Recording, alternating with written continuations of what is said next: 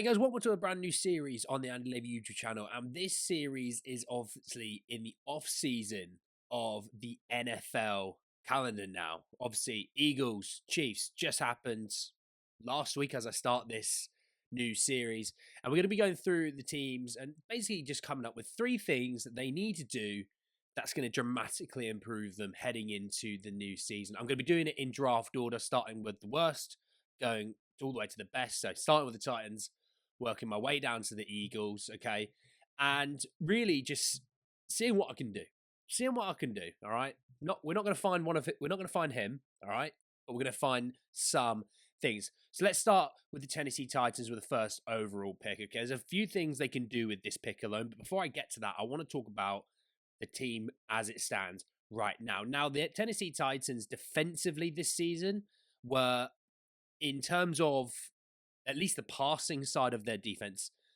they were fantastic. You know, L'Jarius Sneed obviously makes a massive it makes a massive impact on that.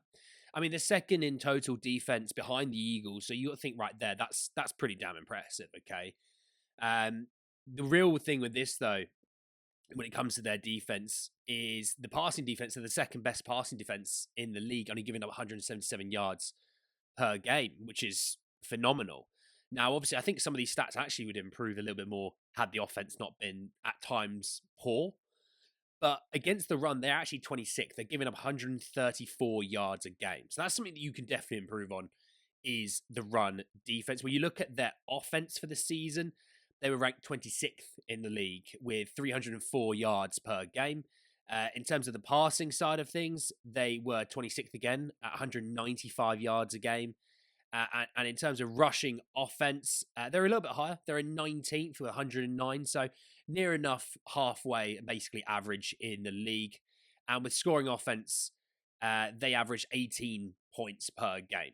So there's plenty really to work on in terms of their offense, okay?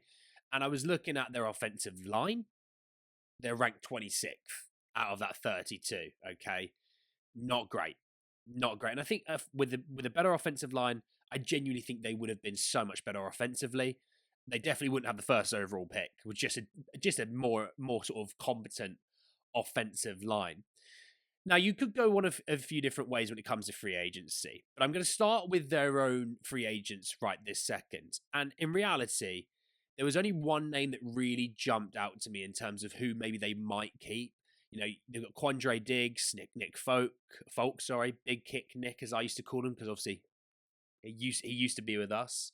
Jerome Baker didn't really do a lot. Sebastian Joseph Day, they might keep, depending on what happens with Jeffrey Simmons. Will they trade him? I don't think they will, but if they did, you want to keep Sebastian. Quandre Diggs is obviously more of an experienced head when it comes to the secondary, so they could be keeping him.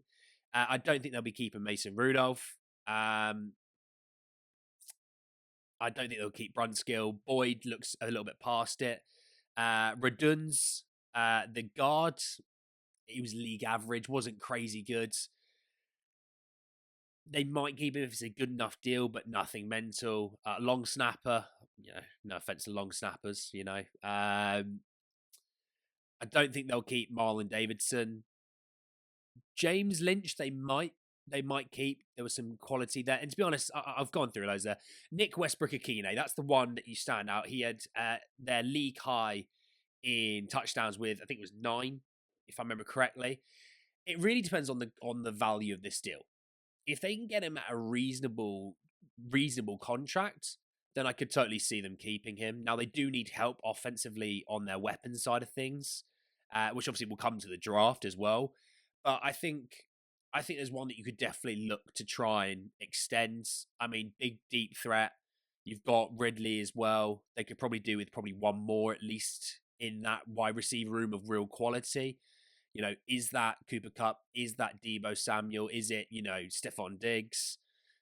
We'll go through all that in a second. But I think one of my first points would be to extend Westbrook-Akine. That's my first point.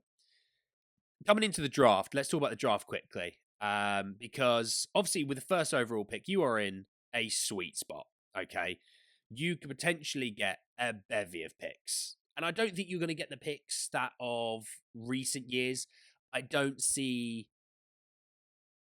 I don't see Cam Ward or Shador Sanders being, or Sanders, as we would call it, Sanders.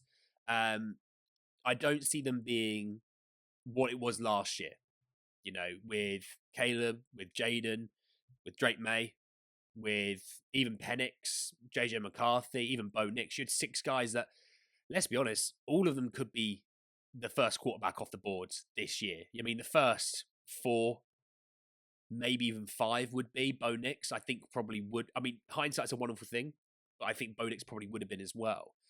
So I think sitting at number 1, would they go Travis Hunter? Will they go Abdul Carter? I think, look, the Raiders might want to trade up into the top 2 to get their quarterback. But you also have the Giants down at number 3. And I think that you could do a deal with the Giants that you pick up maybe a little bit of a bounty, right? I don't think you need to, it will be crazy. It's not going to be multiple first rounds, but you might pick up a few picks that you might want. And it's interesting to know what Cleveland are going to do. Are Cleveland going to go full reset and go quarterback? Or are they going to pick a blue chipper? Okay, because obviously if they're picking a blue chipper, you're going to be limited to the other guy. Okay, and as a Patriots fan, we're obviously not going to be going for the quarterbacks. Okay, so you got Cam Ward and you got Shador. Will the Titans go for one of those quarterbacks? I don't think that's off the board. I don't think Will Levis has been good enough. Are these guys an upgrade on Levis? I'd probably say so, yes. But would Abdul Carter or Travis Hunter make more of an impact? Now, if you can trade back to 3, I think trade back to 3, and you can still pick up one of those guys. Both guys are going to be great for you. I think Travis Hunter offensively obviously would be great, but I look at him as a bit of a cornerback, which means I think Abdul Carter would probably be the way you might want to go. I don't think they'll go Mason Graham. I don't think they'll go Campbell, McMillan, anyone like that. I think they'll go that way. So I'm going to say, for my second point, draft Abdul Carter, which hurts me because I'd love him at the Patriots, but I think that's the way they go. They stack out that defensive front. They get better at really building a bit of a juggernaut defensively that even if the offense is average, maybe just below average in the league, if the defense can keep giving you even more possessions, you're bound to do something with it. So I'm going to say Abdul Carter for my number 2. And that's with dropping back to 3 if you can. My third thing, when it comes to free agency, I was looking at the Titans and I was looking at the fact that, they can't stop the run as well as they can at least stop the pass. But I was also looking at the fact that, you have a bit of a naff offensive line. Offensive line wise, Will Levis got sacked 41 times this year. Okay. He played in 12 games. That's pretty damn brutal. It's 3.5 sacks a game pretty much. Okay. He probably would have been sacked a hell of a lot more than 3.5 times a game had he played the full 17. So looking at that, obviously, I know they drafted J.C. Latham. They got Peter Skoronsky, Lloyd Cushenberry, Dylan Raduns, obviously, as a free agent now, and Nicholas Petit-Frere as their starting 5. For me, I'm looking at guards. That's the interior that I'm looking at and looking at seeing what we can do to help. Now, the Titans have the 10th most or the 9th most cap space in the league. They could go Will Hernandez, is a little bit cheaper, a little bit older, but he is a much more cheaper option that they could go for.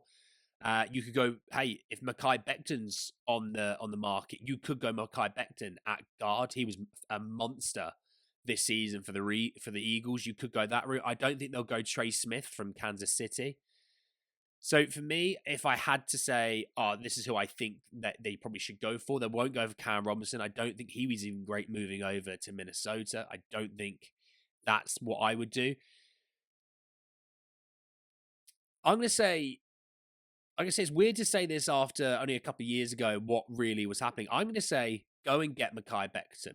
Because the fact is, yes, he can play tackle, he can play interior, but he was dominant for the Eagles this year. I think you go and get him, you stick him in at right guard, okay? You're going to take a leap in terms of that offensive line. Now, I still think in the draft, they should be looking to add to the offensive line as well.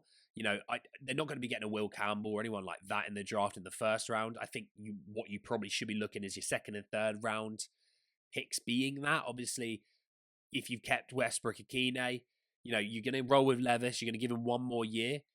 and it should be only one more year. If he doesn't dramatically improve, I'm moving straight on as quickly as possible. And hell, I would even consider one of those free agent quarterbacks this year.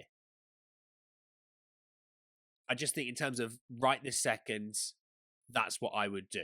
Okay, because I don't see them actually getting a free agent quarterback, which you'll see in this series as to why I think so. Let me know your thoughts on the Titans down below and what you would do. I'll see you next time. Peace.